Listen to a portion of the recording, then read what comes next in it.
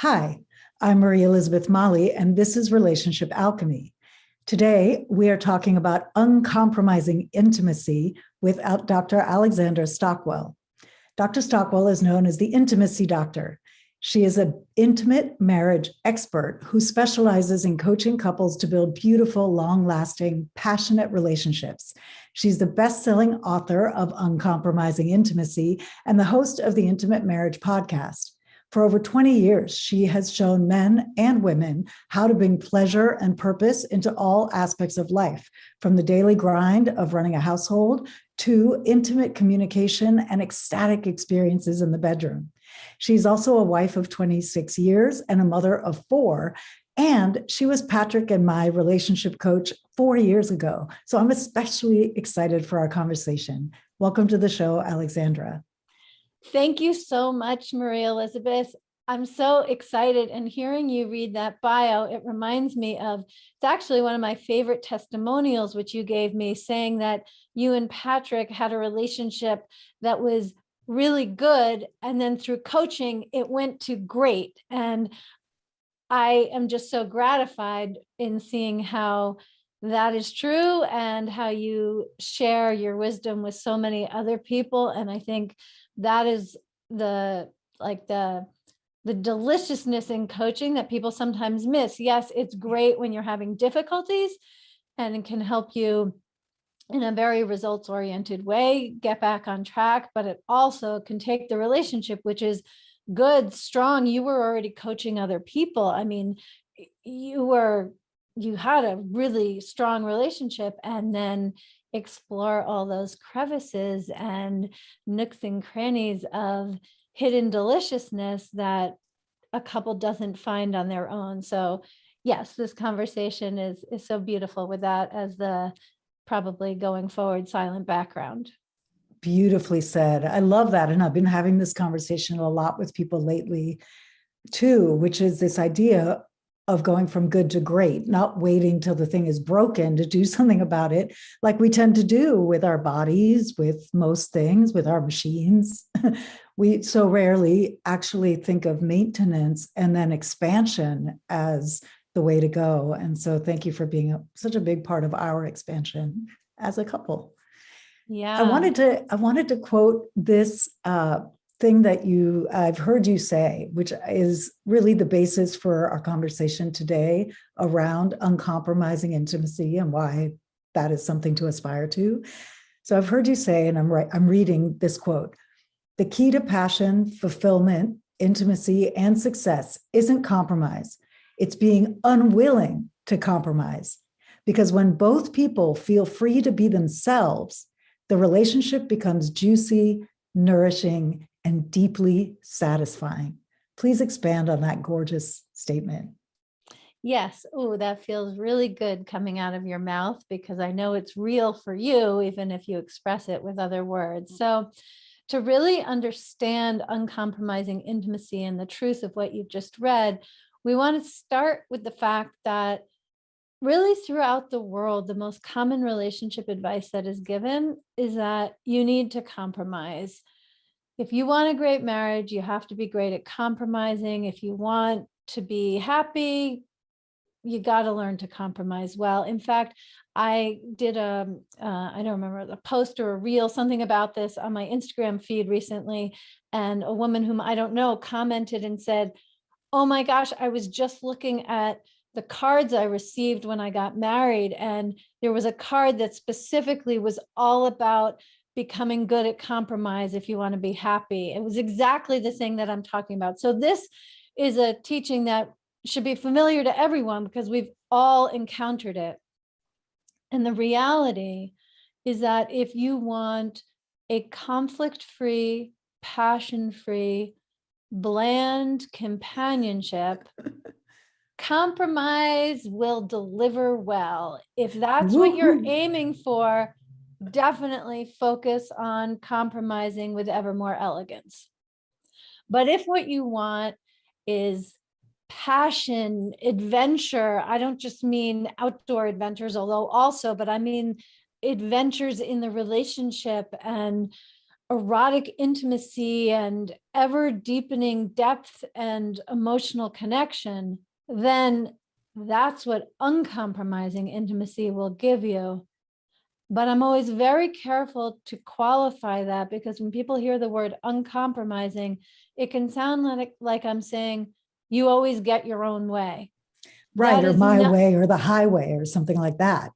right. And that is how the word uncompromising is generally used in the English language, but I don't mean it that way. Where compromise is when you hold back your desires, your thoughts, your feelings, challenges you're having, so that your partner is more comfortable. Yeah. When it comes to being uncompromising in intimacy, I'm talking about sharing the truth of who you are and what your inner experience is and what you want and what you don't want, to really bring your whole self to the relationship and do it in a way that is kind, so that your partner has an easier time to hear it, but you don't prioritize your partner's comfort over sharing who you really are. And when you do that, the relationship opens and expands and amplifies and is gratifying. I'm 26 years in, but I have certainly spoken to couples 45 years, 50. The longest married couple that I've coached is 52 years, and this continues to apply. That's so beautiful. And as you're saying that, what washes over me is the feeling of trust in the connection that's developed by each person being true. There's, even if you don't like what the person's saying, I mean, this is what I'm hearing you say, is you're not overly curating the other person's experience, although you are endeavoring to speak with clarity and kindness. You're not trying to make sure that you don't ruffle any feathers, but through this kind of true intimacy, there can be such a deeper trust in the bond. Can you say more about how that opens and expands as you share your truth? Yes, because probably for any accomplished, successful woman listening to this, it's a little bit or a lot familiar to have the experience that you need to like check aspects of yourself at the door before you go home. It's like we amputate parts of ourselves and leave them outside the relationship. And so, yes, it is a very risky pivot to choose to bring it all. It means letting go of a certain amount of control. It means not highly prioritizing perfectionism. And it also means opening to the fact that your partner's response may not feel good to you. But when you, especially both, are committed to nourishing the connection, this is what it takes. And it becomes easier and easier as you can trust the relationship more than the challenge of a particular communication. Does that speak to what you asked me? Exactly. Yeah, because there's such a deep trust. You know, we have spoken about and both teach about this idea of the relationship being a third thing that arises between the two people. And that when, this is what you taught us, that when we put our attention on what the union or what the relationship wants or needs, and the attention comes off, well, my way is right, or my way is right. And it's asking, well, what does the connection need? What does the union need? What does the relationship need? That then allows often another perspective to emerge that we wouldn't have gotten to if we were each trumpeting our own point of view. Would you say a bit about that? Yes. And I think as context for responding more, I want to talk about the notion of interdependence and Yes. contrast it with independence and codependence. So when we're really oriented to our partner's experience, what they need, what they don't need, how they're going to respond, what are all of the variables. That's really a form of codependence.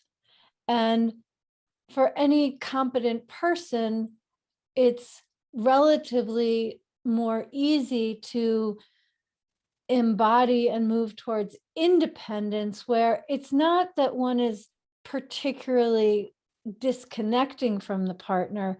It's just that I'm just looking at what I need and what I need to express and how I want to be met, and just sharing that, which you could think from what I said about uncompromising intimacy is what I'm talking about.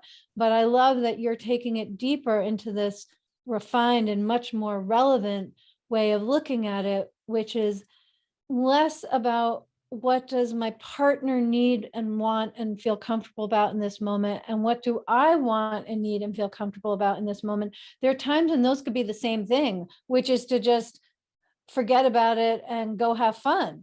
But the relationship has a life of its own as an interdependent living organism. And by interdependent, I mean each independent sovereign person is participating in it in this deeply connected way. And it may be that what the relationship actually requires when you tune into that is that you don't just forget about it and go have fun, that you actually share that your feelings were hurt, and you don't blame your partner, but what they just said actually didn't work for you. Like I still definitely want to go out and do the activity we'd planned and have fun, but I just also, for the sake of the quality of our connection, want to just pause a moment and tell you the way that landed for me when you said that, it was really complicated. Yeah, And that's it so may be, elegant. yeah, and then maybe your partner says, I'm glad you told me, and that's enough. Or Yeah. maybe your partner says, I had no idea, what I really meant was this. Like, Yeah. you don't get to control what happens next unless you say, I just want to tell you this, please don't respond right now. That's a possibility, but it doesn't mean they never respond. If they have a response, then they're going to need to say it too. That's what the relationship requires. And I think maybe the broader thing here too is that we all get trapped and restricted by our own experience and perspective.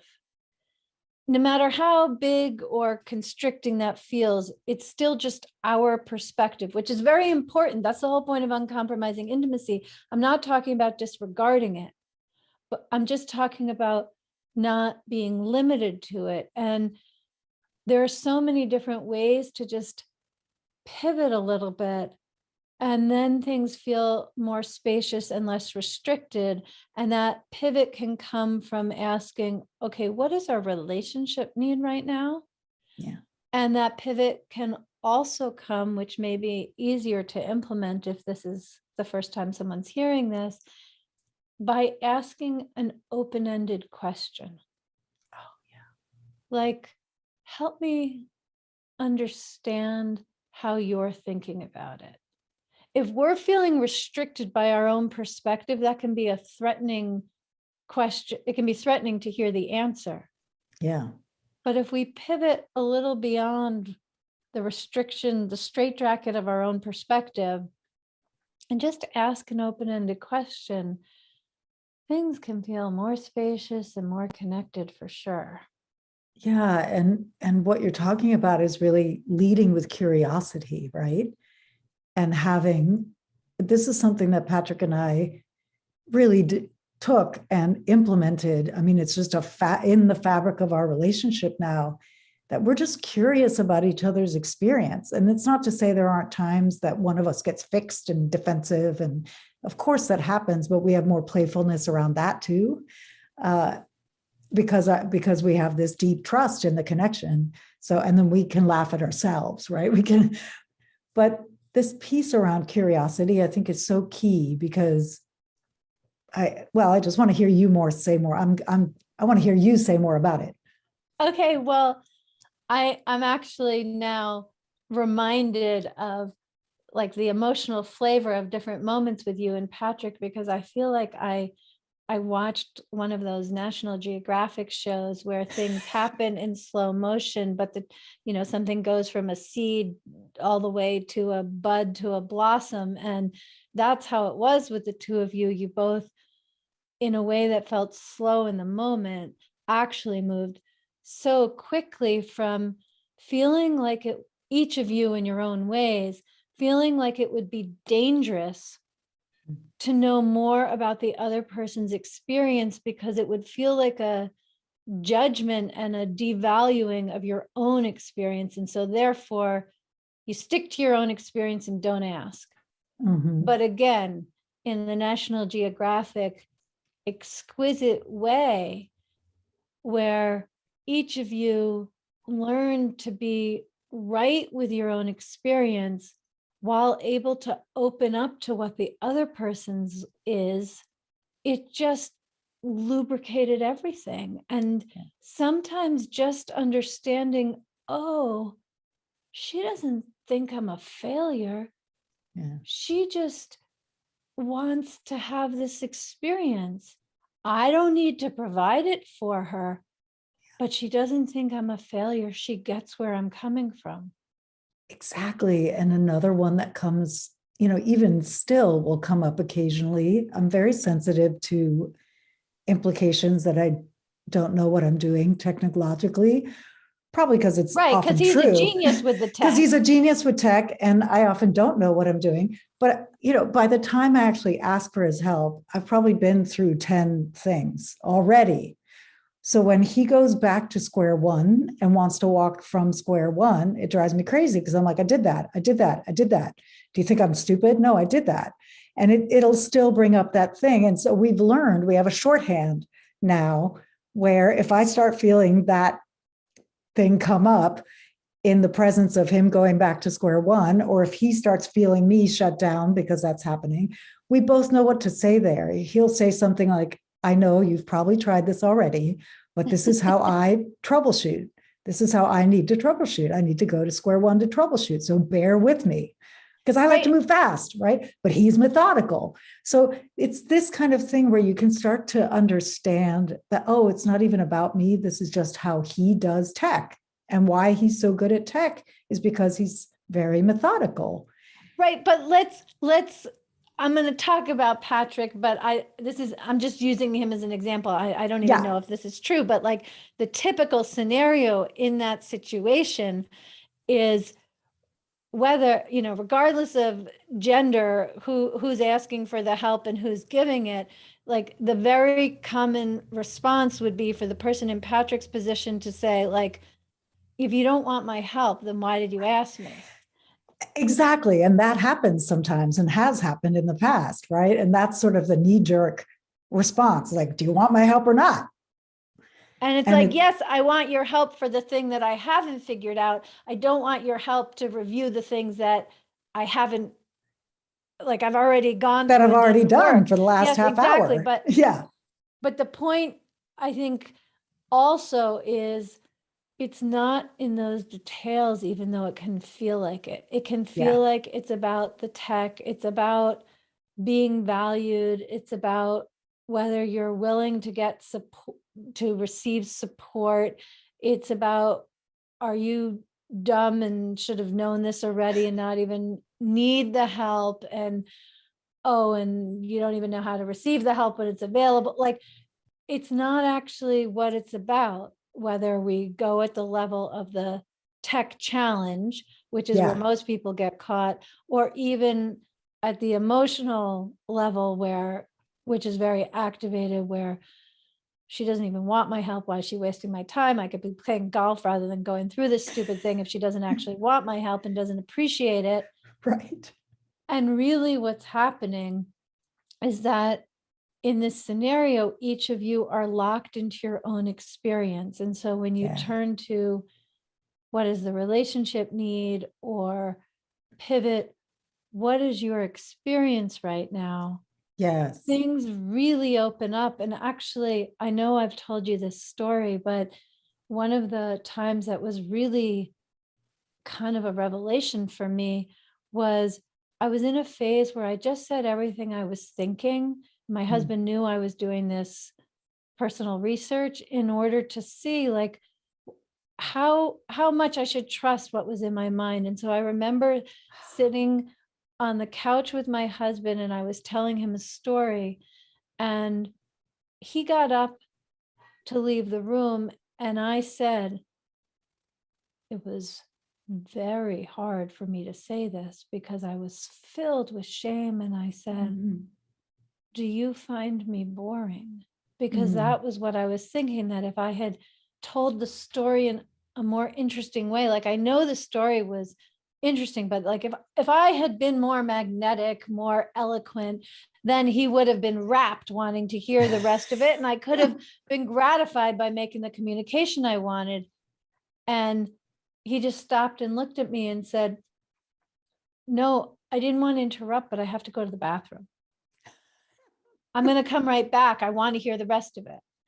And that never crossed my mind. I was so caught in my own experience, which includes the way that childhood wounding makes meaning in my head. I like my own aspirations, my own judgments. I was caught in my own experience. And when I did this, I didn't even do it for a whole week, but just a few days of checking my thoughts and how they correlated with his experience, it really freed me. It doesn't mean that those thoughts don't come up. I just know that they may or may not be trustworthy. And if I think there's any possibility that they're correct, to have the courage to ask is always very useful. Thank you for sharing that. It's such a beautiful example of what we're talking about, because in a similar way, I've learned to ask or say, hey, right now I feel dumb, or I feel like, do you think I'm dumb? And with an honest question, not attacking. Do you think I'm stupid? No, it's like, hey, this is landing kind of funny. Do you think I'm not capable? And the answer is always some flavor of no. I think 100%, 100% capable, and this is just how I do it. And it's like, oh, right, and yet we still sometimes need that reinforcement. We sometimes need to hear things more than once when we're used to trusting our own thinking, and we have to sort of unhook that belief that everything I think is true. Because yes, and I'd love to expand this conversation in the following way, because on the one hand, what we're talking about means that when you have a tech challenge, the whole thing getting fixed can be a more pleasant experience for you and for Patrick, for sure. And that has an extremely high value in daily life.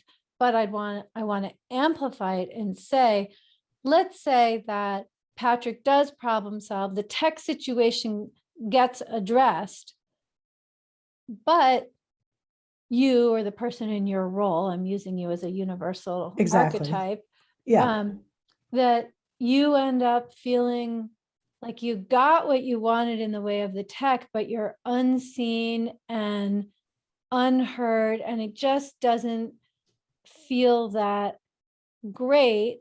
But in the value of compromise, you don't say anything because you asked him for help, he helped you. So if it doesn't emotionally feel good, like, let's not make it uncomfortable, let's not burden the situation. He should feel your gratitude for having done the task you requested. And when there's compromise in that way, and it builds up and it adds, and then there's more and there's more, the whole day can be filled with these kinds of things, then there's a kind of resentment that often builds up. But even if it doesn't, there's a sense of not really being seen. And we experience this phenomenon that everything that isn't sex essentially functions as foreplay to either bring you closer together or drive you further apart. Or another way that I've said it is that when it comes to passion, we know we want our whole selves there and to be fully present in the moment and really dynamically engaged. But as human beings, we don't have some switch that we can flip as we undress. We need to be cultivating full presence and open-heartedness day to day if we want to be able to open our legs and have open-heartedness in the bedroom. So Amen. uncompromising intimacy, yes, it's about how the day-to-day interactions go, but it also very much feeds the foundation of sensual and erotic intimacy. Yeah, beautifully said. So where would you suggest that someone who's hearing about this for the first time, who wants to start opening that door of more true communication, more self-responsibility around what they're feeling, what would you suggest they start with? Well, if you're listening and you're really at the beginning of this journey, the first thing is to notice when you didn't speak up. That is enough of a change in awareness as the very first step. Just notice when you didn't speak up with compassion, and know that you just didn't really put attention on this before. But just notice. And then you'll know what you want to do with that information once you've been noticing, or by all means, reach out and ask your next question. If you're at the beginning of doing this, but really you're already into personal growth, you know about how you've delved into emotional intelligence. And so, yes, it's the beginning of applying this in your relationship in the way that we're talking about. Then my suggestion is it's two things really, and you can do both if you're the type of person I've just described. One is to really cultivate curiosity. Anytime you start to feel a little bit shut down, or like it's just not smooth, consider asking an open-ended question and then listen generously to whatever the answer is.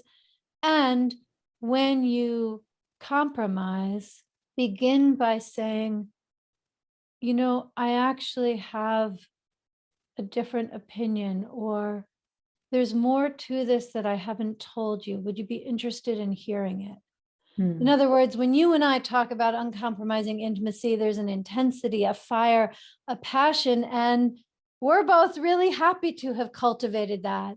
Sure, but that's an advanced pose. It's an advanced pose. And so if you tend to compromise in your relationship, start noticing that you do. And if you already know you do and you're excited to stop doing it as a result of hearing this conversation, then look for open-ended questions you might ask that you genuinely want to know the answer to. And also ask your partner, would they like to hear a little bit more so that you can say the things you haven't been saying? Beautiful. So I know you have a free gift for our listeners, the first chapter of your book. Would you say a bit about that? It'll be in the show notes. Yes, absolutely. So my book is called Uncompromising Intimacy. It's just filled with these principles and stories and some activities that you can do, next steps like we've just talked about. And the first chapter is called Is Companionship as Good as It Gets? And it's about the different types of relationships, and based on where you are, the next steps to take to create uncompromising intimacy in your relationship. Great. Do you have any final words for the listeners today before we wrap? Yes, I do. This conversation rightly has been a lot about relationships with romantic partners. And I want to say that every one of these principles pertains for a single person, and also for people who are partnered and have additional meaningful relationships. So some of my favorite testimonials are people who have used these principles with really challenging relationships with stepchildren, one with a thesis advisor where she was getting her PhD and just felt like her thesis advisor wasn't really listening to her ideas the way that she wanted and needed in order to create the thesis she wanted. So it's been beautiful having this conversation within the context of romantic partnership, and it has much broader application. Thank you. I love that. It's true. I mean, when we do this work, the impetus may be wanting to improve our romantic relationship, but I've noticed, I mean, my clients' relationships with their kids get better, their parents get better, they get promotions at work. I mean, and your work too. It permeates all of how we relate and how we show up. Yeah, my favorite example actually is when my husband and I started really diving deep into a process that I didn't name until later, but it referred to as uncompromising intimacy. And my husband, who is a Harvard-trained physician, extremely logical, studied neuroscience, and through this journey in marriage with me became much more emotionally intelligent, and his capacity for human connection just expanded dramatically. And it all happened, like we really deepened in this work in a relatively short period of time, and he started to come home from work earlier. And I was confused by that. And I said, is your patient load lighter? And he said, no. And and I asked a few other problem solving type questions. He's like, no, nothing has changed at work. And then I just realized, oh, the natural consequence of him and me connecting more deeply and more fully meant that he was able to connect with patients more authentically and deeper. And so a patient who might want to share something for 15 minutes and still not feel totally heard could talk for 3 minutes about their symptoms. And because of my husband's expanded capacity to connect, that patient would feel heard and be ready for his recommendations a lot sooner because of how satisfying the conversation was. And so he was home earlier from work. I love that the story went that way, because what flashed across my mind as you started telling the story was he came home earlier because we were connecting so much more. He just wanted to be home. So I love that it actually went in the direction. Of that, but sure, really, but I mean, that it's that ability is to an connect. Extraordinarily conscientious physician. And so, yes, it's both. I love that.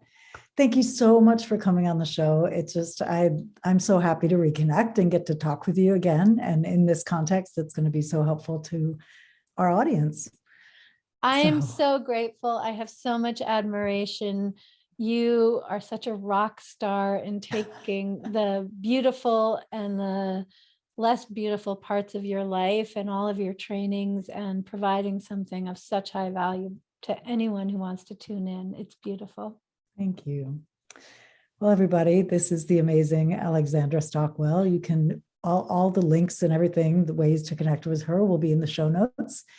And until next time, remember that a great relationship starts with you.